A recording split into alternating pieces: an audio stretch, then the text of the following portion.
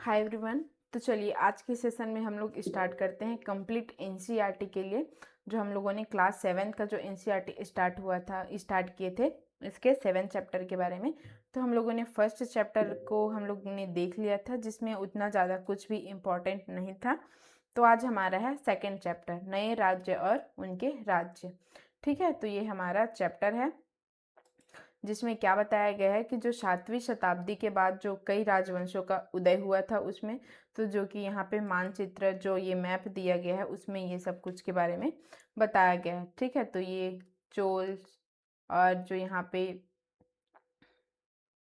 राष्ट्रकूट, पाल्स, पांड्य, तो ये सब जो यहाँ पे राजवंश थे तो ये सब है।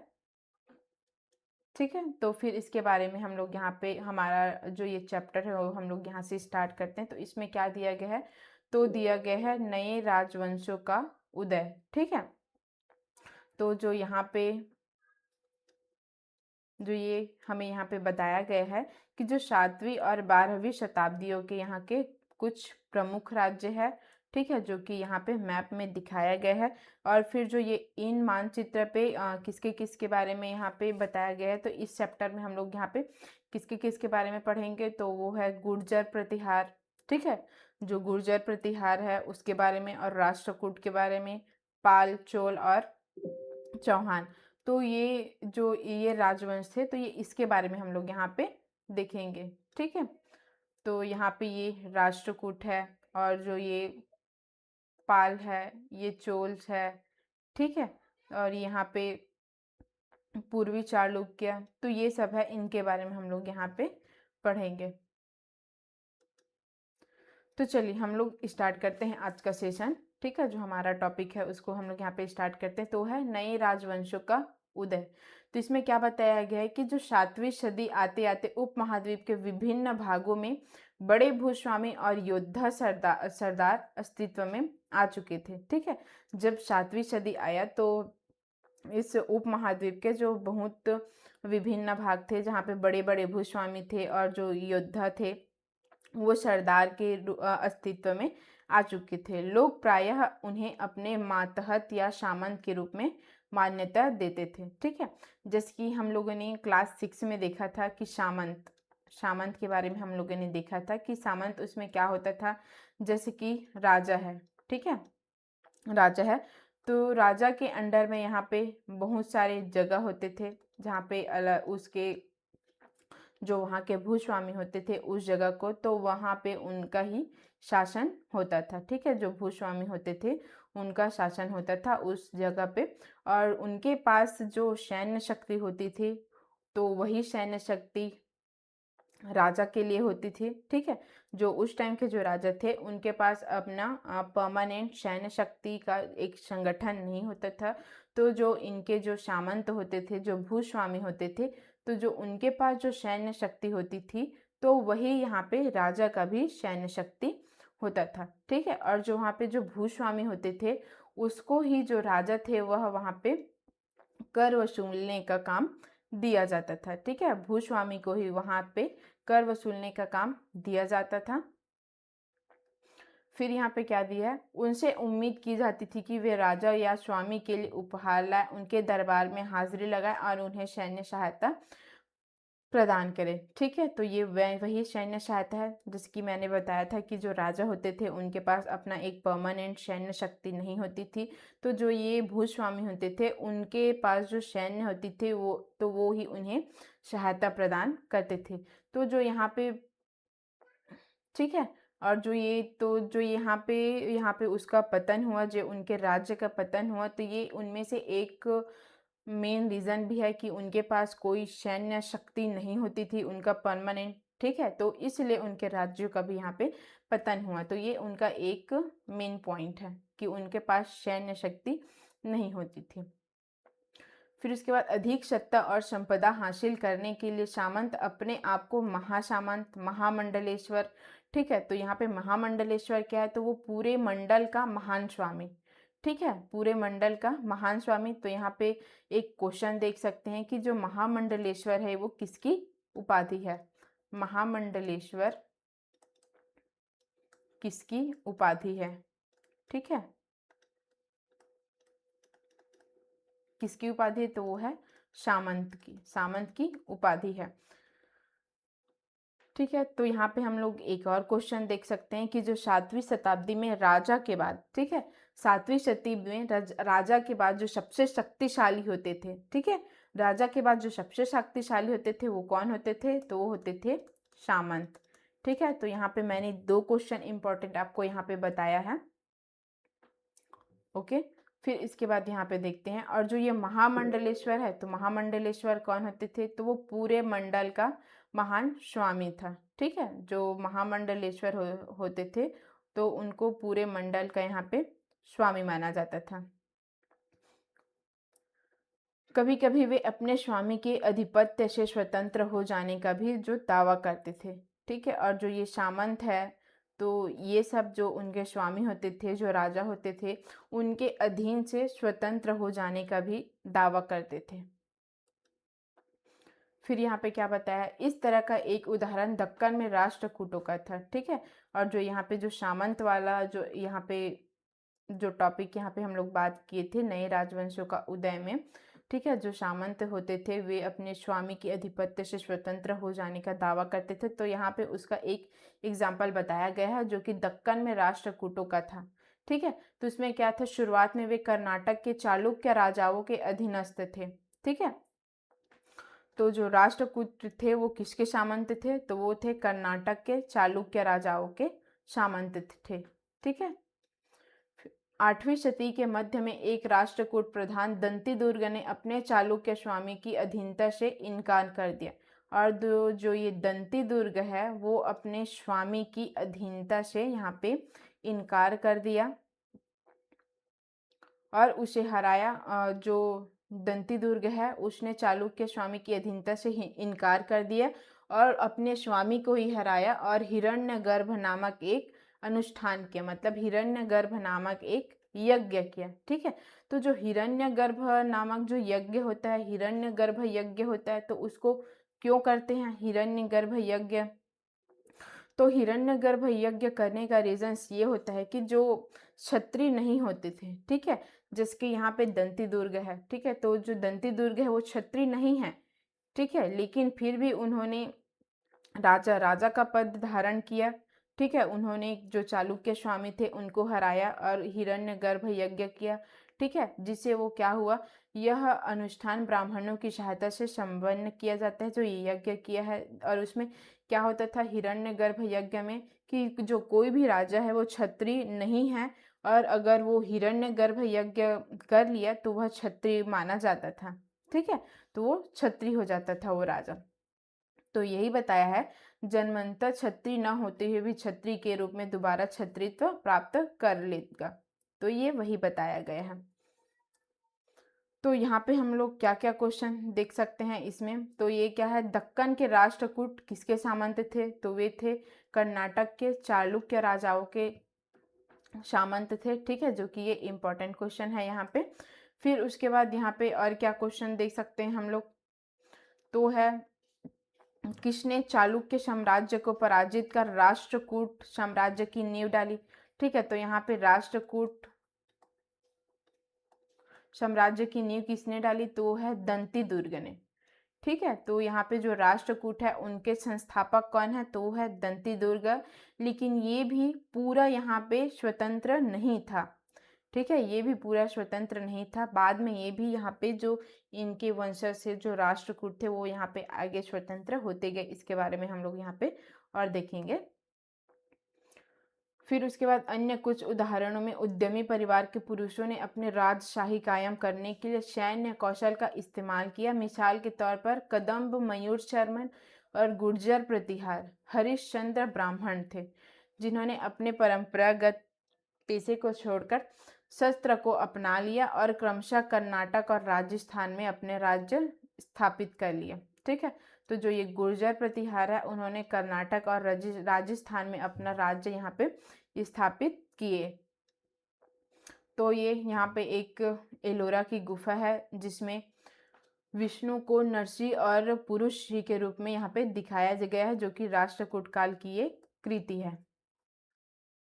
ठीक है, तो यहाँ पे फिर यहाँ से एक क्वेश्चन देख सकते हैं यहाँ पे जो एलोरा की गुफा है वह, जिसमें भगवान विष्णु को नरसिंह अवतार में दिखाया गया है, अर्थात पुरुष और सिंह के रूप में। यह किस काल की कृति है?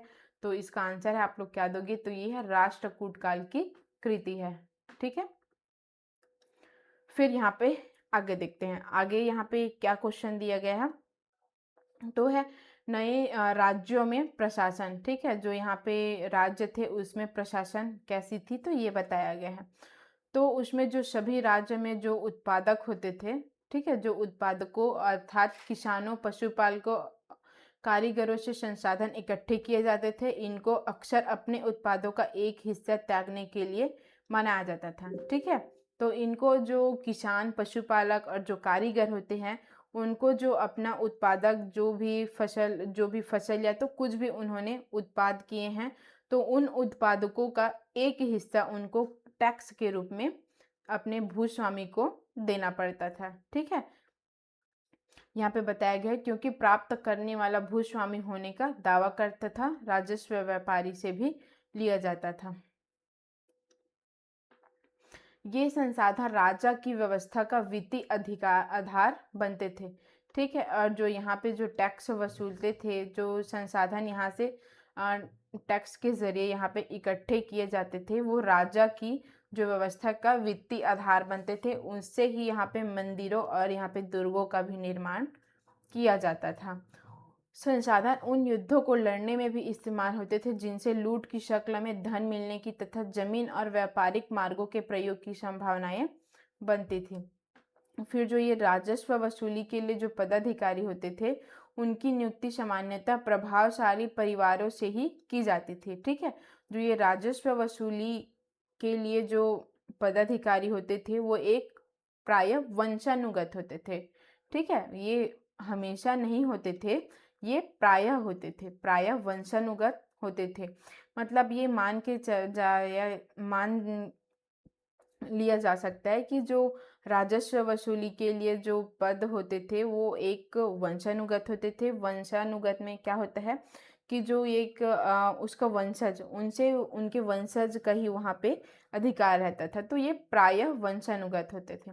सेना में भी ऐसा ही होता था, कई बार राजा के निकट संबंधित ही ओहदे पर होते थे। फिर यहाँ पे 400 कर, यहाँ पे तो 400 कर में यहाँ पे वेट्टी को यहाँ पे बताया गया, जो कि जो 400 से ज़्यादा सूचक शब्द मिलते हैं। ठीक है, यहाँ पे विभिन्न किस्म के जो कर होते हैं, जो विभिन्न किस्म के जो कर होते हैं, उनके लिए 400 से ज़्यादा सूचक शब्द मिलते हैं। तो सबसे अधिक यहाँ पे उल्लेखित क्या है, तो वो है वेट्टी, जो कि नगद की बजाय जबरन श्रम के रूप में लिया जाता था। तो यहाँ पे जबरन श्रम और काम जो ये राजस्व थे, तो उसको किस किस के लिए यहाँ पे देना चाहता था, तो ये था मकान पर छाजन डालने पर। तो ये सब ये उसके कुछ क्षेत्र है जिनसे उनको यहाँ पे वेट्टी यानी कि जो नगद की बजाय जबरन श्रम के रूप में इसको लिया जाता था। ठीक है, तो यहाँ पे हम लोग इससे रिलेटेड क्वेश्चन भी देख सकते हैं कि चोल वंश में वेट्टी शब्द प्रायः किसके लिए प्रयुक्त होता है। ठीक है, चोल काल में वेट्टी शब्द किसके लिए प्रयुक्त होता है,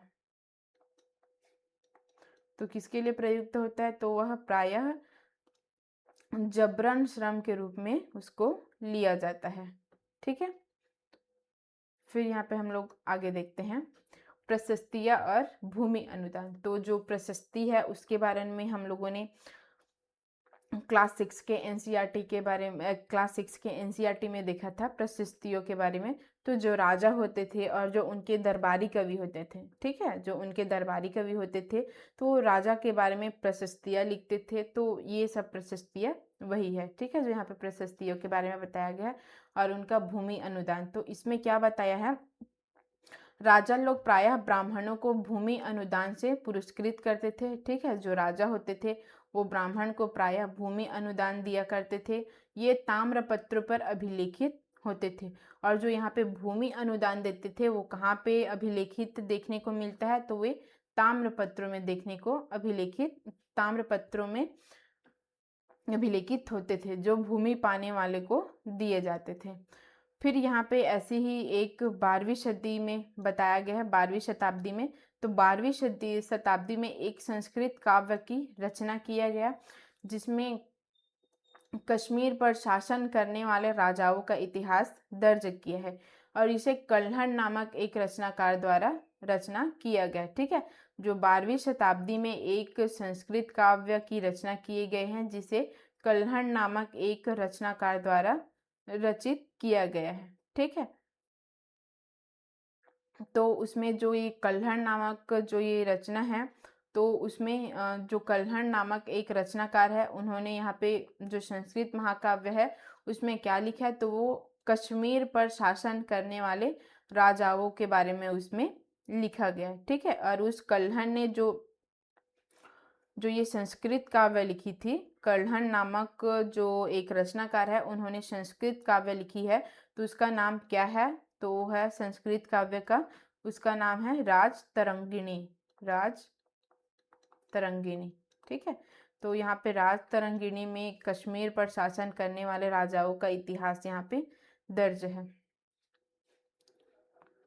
ठीक है, तो फिर यहाँ पे जो ये प्रशस्तियों के लेखकों से भिन्न वह अक्सर शासकों और उनकी नीतियों के बारे में आलोचनात्मक रुख दिखलाता है, इसलिए 12वीं सदी के लिए यह असाधारण ग्रंथ था।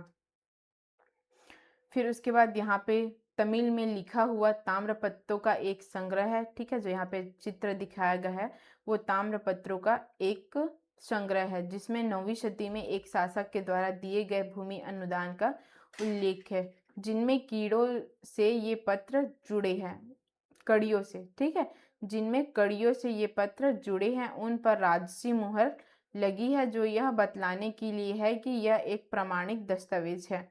ठीक है, मतलब उस टाइम के लिए ये एक प्रमाणिक दस्तावेज भी होते थे। फिर यहाँ पे क्या बताया है, नागर भट्ट की उपलब्धियां। ठीक है, तो नागर भट्ट की उपलब्धियां में क्या क्या बताया गया है कि,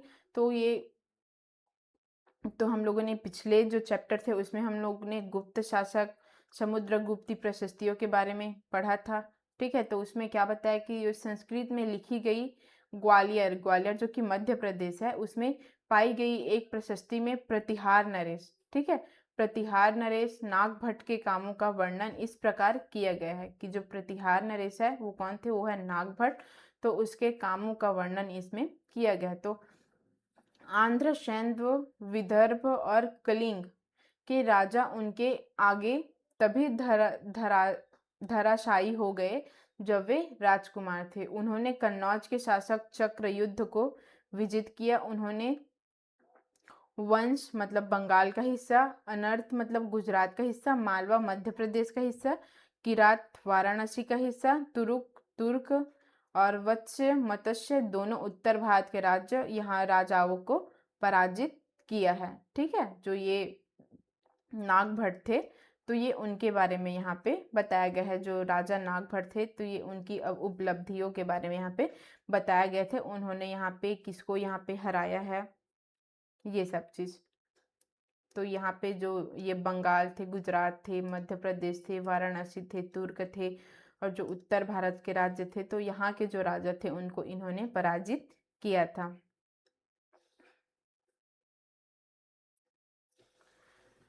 ठीक है, तो यहाँ पे हम लोग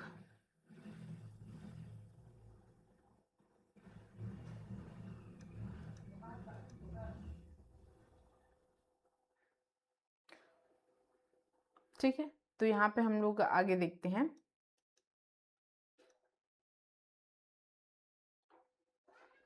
भूमि के साथ क्या क्या दिया जाता था। ठीक है, तो यहाँ पे जो चोल वंश थे, ठीक है, जो चोल काल थे, उसमें भूमि के साथ इसमें क्या क्या दिया जाता था, तो ये बताया गया है।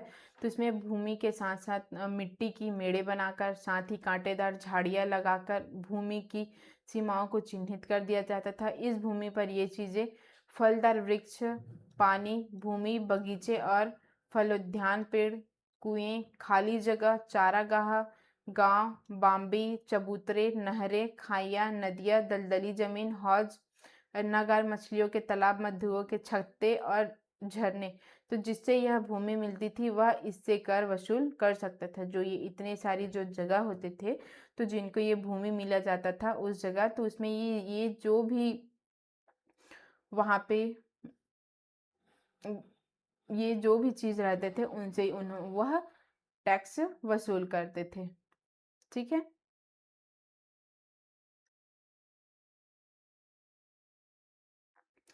तो फिर यहाँ पे हम लोग देखते हैं, तो यहाँ पे एक त्रिपक्षी संघर्ष, ठीक है, त्रिकोणात्मक संघर्ष, त्रिकोणात्मक संघर्ष के बारे में बताया गया है। तो जो ये त्रिकोणात्मक संघर्ष है वो तीन शक्तियों के बीच में हुई एक संघर्ष होती है। ठीक ठीक है। जो त्रिपक्षी संघर्ष है वो क्या होती है, तो होती है तीन शक्तियों के बीच में हुई संघर्ष होती है।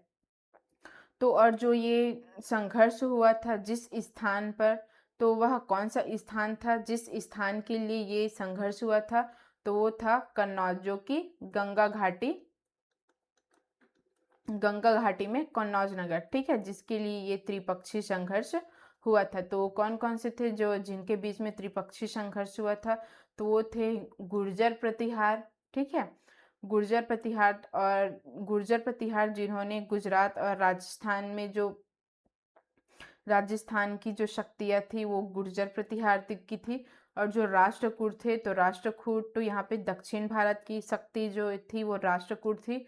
और पाल वंश, ठीक है, तो पाल वंशों के शासक सदियों तक कन्नौज के ऊपर नियंत्रण के लिए आपस में लड़ते रहे। चूंकि इस लंबी चली लड़ाई में तीन पक्ष थे, ठीक है, यही थे गुर्जर प्रतिहार, राष्ट्रकूट और पाल वंश। तो इनकी चर्चा जो थी वो प्रायः त्रिपक्षी संघर्ष के रूप में जाने गए। फिर इसके जो ये संघर्ष होता था उसके साथ साथ यहाँ पे जो शासक थे, ठीक है, जो शासक थे, तो जो शासकों ने बड़े मंदिरों का निर्माण करवाया, भी अपनी सत्ता और संसाधनों का प्रदर्शन का प्रयास किया। इसलिए जब वे एक दूसरे के राज्यों पर आक्रमण करते थे तो मंदिरों को भी अपना निशाना बनाते थे। ठीक है, जब ये यहाँ पे लड़ाई होती थी तो जो ये कन्नौज थे, ठीक है, जो कन्नौज थे, जो गंगा घाटी में एक कन्नौज नगर था, तो उसके साथ साथ यहाँ पे जो मंदिर थे उसको भी अपना निशाना बनाते थे। ठीक है, जो कि बहुत अधिक संपन्न होते थे जो मंदिर। तो इसके बारे में जो नेक्स्ट चैप्टर में बताया गया, चैप्टर नंबर 5 में। ठीक है, फिर वैसे यहाँ पे अफगानिस्तान के गजनी का सुल्तान महमूद, ठीक है, अफगानिस्तान की गजनी का सुल्तान यहाँ पे महमूद ऐसे शासकों में से सबसे प्रसिद्ध है। उन्होंने जो ये यहाँ पे आक्रमण किए तो ये उनके लिए प्रसिद्ध है, जो गजनी थे वो। तो उन्होंने 1997 से मतलब 997 से 1030 तक शासन किया। अपने नियंत्रण का विस्तार मध्य एशिया के भागों, ईरान में उपमहाद्वीप के उत्तरी पश्चिमी हिस्सों तक किया। ठीक है, वह लगभग हर साल उपमहाद्वीपों पर हमला करता था। उसका निशाना था संपन्न मंदिर, जिसमें गुजरात का सोमनाथ मंदिर भी था। और जो ये अफगानिस्तान के जो गजनी थे महमूद, वह अपना निशाना किसे बनाता था, तो अपना निशाना एक जो संपन्न मंदिर होते थे उनको अपना निशाना बनाते थे। तो उस जो मंदिर थे उसमें गुजरात का सोमनाथ का मंदिर भी यहाँ पे शामिल था। महमूद को धन उठा ले गया।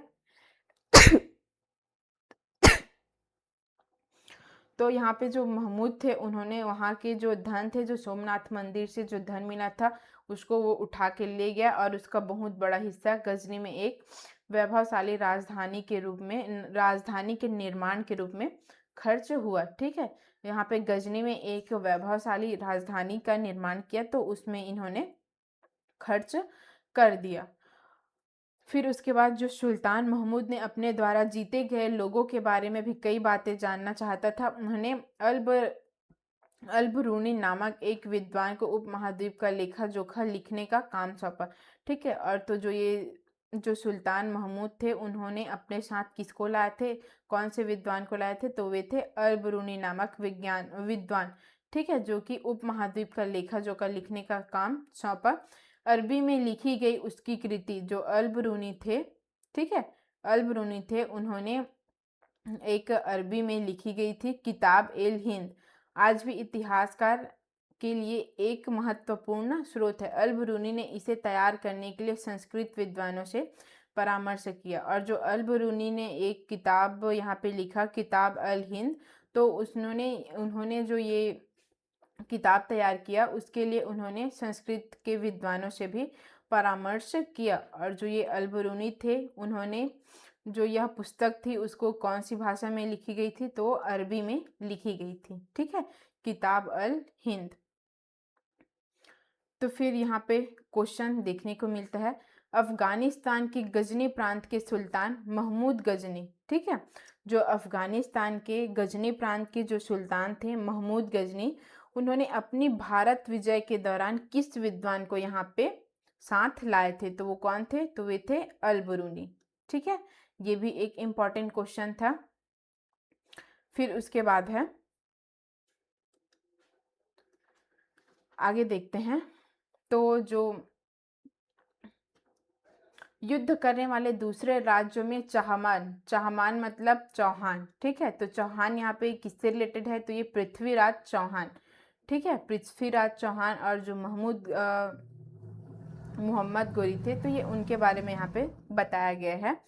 तो वे दिल्ली और अजमेर के आसपास के क्षेत्र पर शासन करते थे। जो पृथ्वीराज चौहान थे वो कहाँ कहाँ पे शासन करते थे, तो दिल्ली और अजमेर के पास के क्षेत्र पे शासन करते थे। उन्होंने पश्चिम और पूर्व की ओर अपने नियंत्रण क्षेत्र का विकास करना चाहा।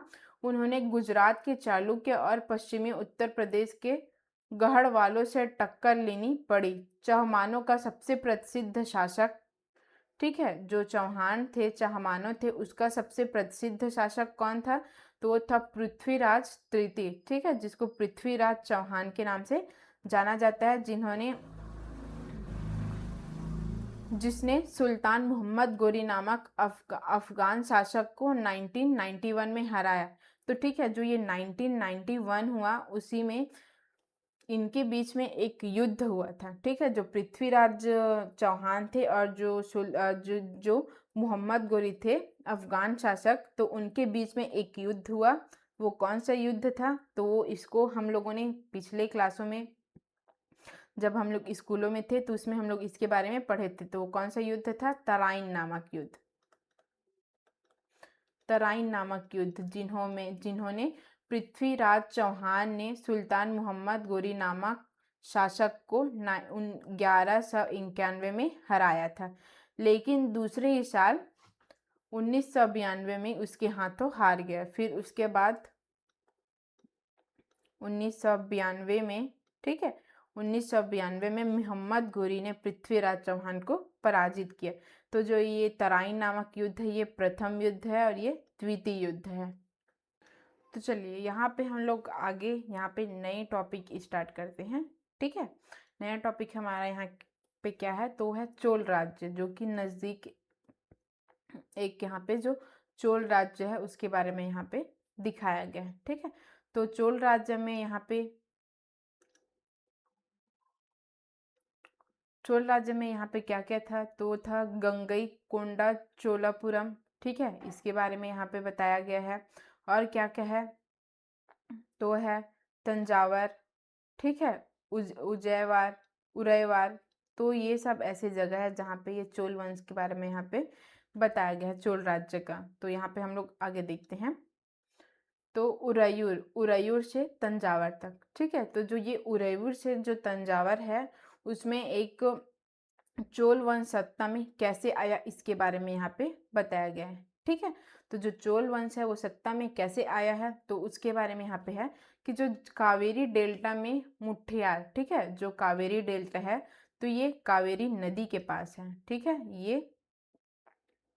ये कावेरी नदी के पास है। ठीक है, तो कावेरी नदी लगभग यहाँ पे है, जो ये कावेरी नदी का ये क्षेत्र है।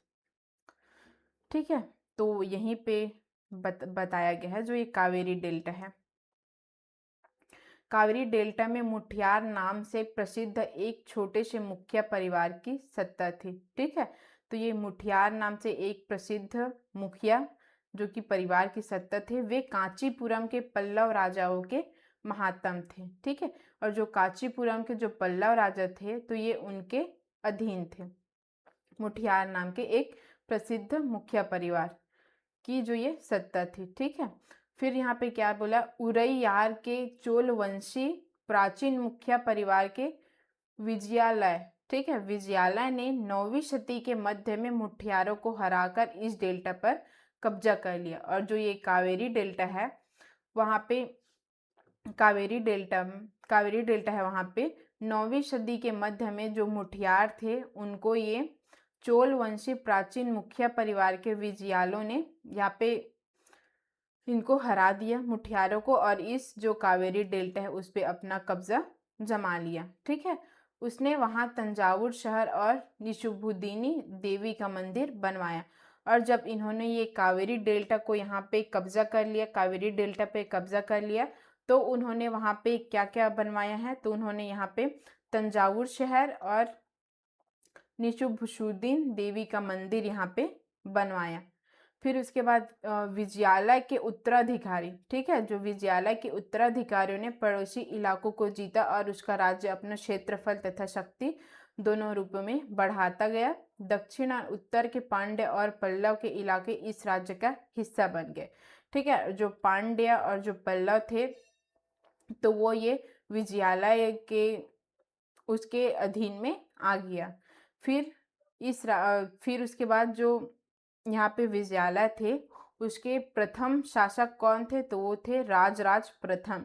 ठीक है, जो सबसे शक्तिशाली चोल शासक माना जाता है। ठीक है, जो राजराज प्रथम थे वे विजयालय के, ठीक है, मतलब चोल वंश के प्रथम शासक थे जिनको सबसे शक्तिशाली शासक माना जाता है, जो कि 985 में राजा बना। और फिर उसके बाद ठीक है, उसके बाद यहाँ पे उसने साम्राज्य के प्रशासन का पुनर्गठन किया और राजराज के पुत्र राजेंद्र प्रथम ने उसकी नीतियों को जारी रखा। ठीक है, तो पहले जो राजराज प्रथम थे उन्होंने यहाँ पे चोल वंश का स्थापना किया। उन्होंने 985 में ये राजा बना। फिर उसके बाद उसके पुत्र, ठीक है, राजराज के पुत्र राजेंद्र प्रथम ने शासन किया, जो कि उसकी नीति को आगे जारी ही रखा और उसने गंगा घाटी और श्रीलंका तथा दक्षिण पूर्व एशिया के देशों पर हमला किया। और इन अभियानों ने उसने एक जल सेना भी बनाई। ठीक है, उसने एक सेना भी बनाई जो कि जल सेना थी। फिर यहाँ पे क्वेश्चन देख सकते हैं हम लोग कि जो चोल थे वो किसके सामंत थे। ठीक है, चोल किसके सामंत थे यहाँ पे, तो वो थे पल्लवों के। ठीक है, चोल किसके सामंत थे, तो वो थे पल्लव। यहाँ पे बताया गया है ना, पल्लव राजाओं के महात्म थे। ठीक है, पल्लवों के सामंत थे। ठीक है, फिर यहाँ पे क्या क्वेश्चन और बना सकते हैं, तंजावुर, ठीक है, तंजावुर और गंडईकोंड चोलपुरम मंदिर का निर्माण, जो निशिभुशुद्दीन देवी मंदिर है, तो यही गंगईकोंड चालुपुरम मंदिर है। ठीक है, तो इसका निर्माण है वो कौन से शासक के द्वारा कराया गया है, तो वो है कौन सी है, तो वो है राजेंद्र प्रथम और राजराज प्रथम। ठीक है,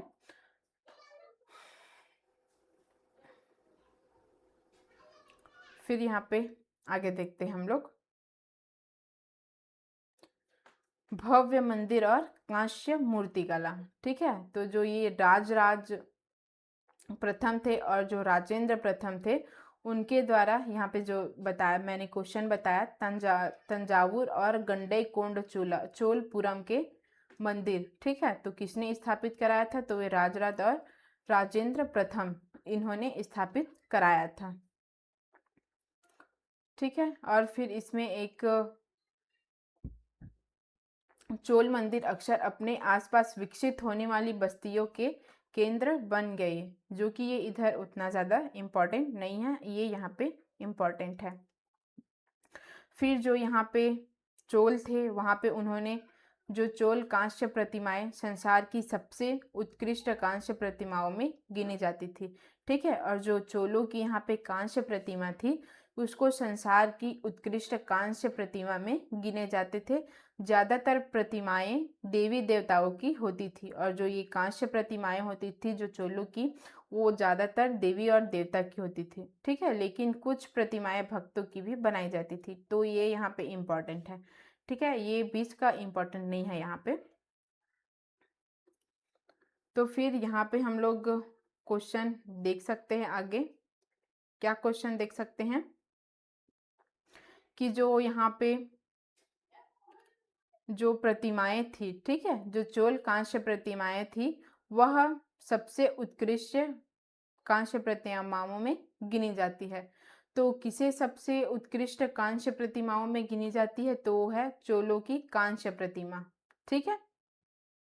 फिर आगे देखते हैं हम लोग। ये गंडई कोंड चोलपुरम का एक मंदिर है जिसको यहाँ पे जो राजराज चोल थे और उनके जो पुत्र थे राजेंद्र प्रथम, तो ये उनके द्वारा स्थापित किया गया था। 12वीं दीवारों को सजाने के लिए एक पत्थर की जो प्रतिमा अलंकृत की गई है। फिर यहाँ पे ये चोल कांस्य प्रतिमा है, ठीक है, जो यहाँ पे देखे गए हैं कि ये विश्व का जो प्रसिद्ध है, ठीक है। ये चोल कांस्य प्रतिमा वो सबसे उत्कृष्ट कांस्य प्रतिमाओं में गिनी जाती है, तो ये उसी की कृति है जो यहाँ पे दिखाया गया है।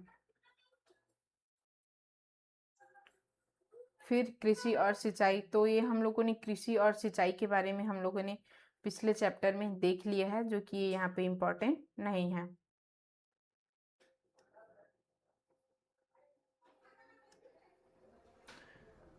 फिर ये एक जलद्वार है जो कि तमिलनाडु का है, ठीक है, जो ये कृषि सिंचाई वगैरह है ये उससे रिलेटेड है।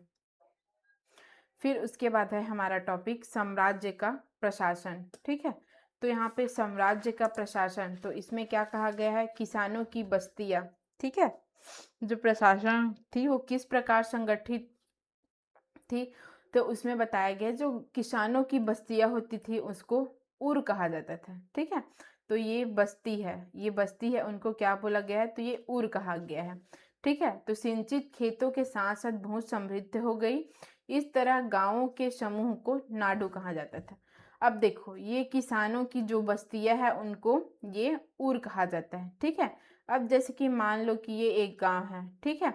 अब ये गांव है तो यहाँ ये किसानों की बस्तियां हो गई। और जो इस तरह के जो गांवों के समूह हैं, ठीक है, ये एक गांव का समूह है, ये गांव है, ये गांव है, ये गांव है, ये गांव है, तो ये जो ये पूरा है वो गांवों का एक समूह बन गया है, ठीक है। इसको हम लोग उर कहेंगे जो किसानों की बस्तियां हैं।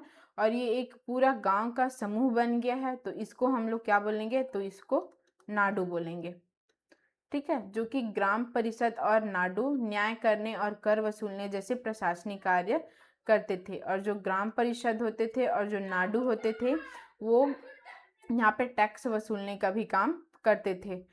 और वेल्ला जाति के धनी किसानों को केंद्रीय चोल सरकार की देख रेख में नाडु के कामकाज में अच्छा खासा नियंत्रण हासिल था। और इसके लिए यहाँ पे वेल्ला जाति के धनी किसानों को यहाँ पे केंद्रित किया जाता था नाडु के कामकाज के लिए।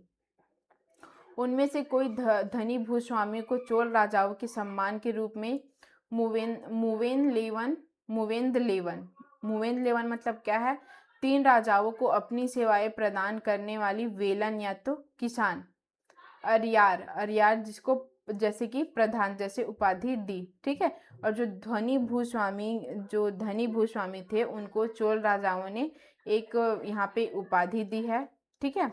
यहाँ पे उपाधि दी है। तो जो 3 राजाओं को अपनी सेवा प्रदान करते थे उनको क्या बोला जाता था, तो उनको कौन सी उपाधि दी है, तो उनको मुवेंद वेलन की उपाधि दी है।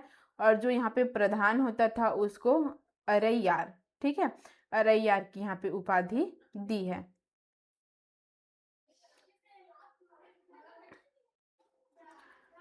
फिर उसके बाद ये यहाँ पे ये इतना ज़्यादा इम्पोर्टेंट नहीं है, तो यहाँ पे एक नगरम आया है यहाँ पे। तो नगरम यहाँ पे क्या है कि जो, ठीक है, तो यहाँ पे हम लोग देखते हैं कि नगरम के नाम से ज्ञात व्यापारियों के संघ भी अक्सर शहरों में प्रशासकीय कार्य संपादित करते थे। ठीक है, तो यहाँ पे हम लोग देखते हैं कि जो ये नगरम है, तो वो नगरम क्या होता है, तो नगर शासन की एक व्यवस्था होती है। ठीक है, जो ये नगरम है, नगर शासन की व्यवस्था है।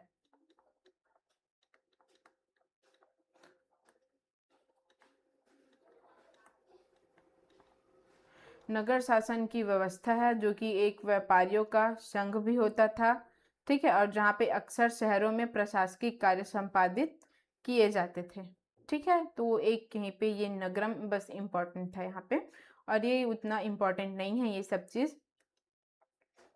तो जैसे कि हम लोगों ने देखा था कि जब हम लोगों ने एनसीईआरटी स्टार्ट किया था, तो हमने पहले ही क्लास में डिस्कस कर लिया था कि जो एनसीईआरटी है उसमें हम लोग सिर्फ उस इम्पॉर्टेंट चीज़ों को ही डिस्कस करते जाएंगे जो कि एग्ज़ाम पॉइंट ऑफ व्यू से इम्पॉर्टेंट है। ठीक है, फिर यहाँ पे क्या दिया है, तो यहाँ पे एक भूमि का प्रकार दिया गया है। तो कौन कौन से होते हैं, तो चोल अभिलेखों में भूमि की विभिन्न कोटियों का उल्लेख मिलता है। वेलन वगाई किसको बोलते थे, तो वेलन वगाई बोलते थे गैर ब्राह्मण किसान स्वामी की भूमि को। ठीक है, गैर ब्राह्मण किसान स्वामी की जो भूमि होती थी उसको वेलनई गार बोलते थे। ब्रह्मदेव मतलब ब्रह्मादेव, ब्राह्मणों को उपहार में दी गई भूमि को ब्रह्मादेव बोलते थे। शाला भोग किसी विद्यालय के रख रखाव के लिए जो भूमि होते थे उसको शाला भोग बोलते थे। देवदान तिरुन मटुक्कनी, ठीक है, देवदान और तिरुन मटुक्कनी किसको बोलते थे, मंदिरों को उपहार में दी गई भूमि को तिरुन मटुकनी या तो देवदान बोलते थे। पल्ली चंदनम जैसे संस्थानों को दान, जो जैन संस्थान थे उनको दान दिया जाता था, उस भूमि को पल्ली चंदनम कहते थे। ठीक है, तो ये कुछ भूमि के प्रकार से जिसको आप लोग याद रखिएगा, ये एग्जाम्स में पूछा जाता है। अब यहाँ पे अभिलेख और लिखित सामग्री, तो जो ये सभा होती थी उसकी सदस्यता के लिए यहाँ पे क्या क्या इम्पोर्टेंट रहता था उस सदस्य के लिए, तो ये बताया गया है। तो सभा के सदस्य के लिए इच्छुक लोगों ने ऐसी भूमि का स्वामी होना चाहिए जहाँ से वे भू राजस्व वसूला जाता था। उनके पास अपना घर होना चाहिए। उनकी उम्र 35 से 70 के बीच करीब होनी चाहिए। उन्हें वेदों का ज्ञान भी होना चाहिए। ठीक है, और उन्हें प्रशासनिक मामलों की अच्छी जानकारी होनी चाहिए और ईमानदार होना चाहिए। ठीक है, और यदि कोई पिछले 3 सालों में किसी समिति का सदस्य रहा तो वो किसी और समिति का सदस्य नहीं बन सकता। तो जो यहाँ पे सदस्य थी, ठीक है, जो ये सभा की सदस्य होती थी, तो ये उनके लिए इम्पोर्टेंट रहता था। ये जो इतनी सारी यहाँ पे चीज़ें बताई गई है, ठीक है, क्वालिटी बताई गई है, वो उसके लिए इम्पोर्टेंट है। ये इम्पोर्टेंट नहीं है। फिर यहाँ पे तांग वंश के युग का यहाँ पे चीन के तांग वंश के बारे में बताया गया है, जो कि ये हमारे एग्जाम पॉइंट ऑफ व्यू से इम्पोर्टेंट नहीं है। ठीक है,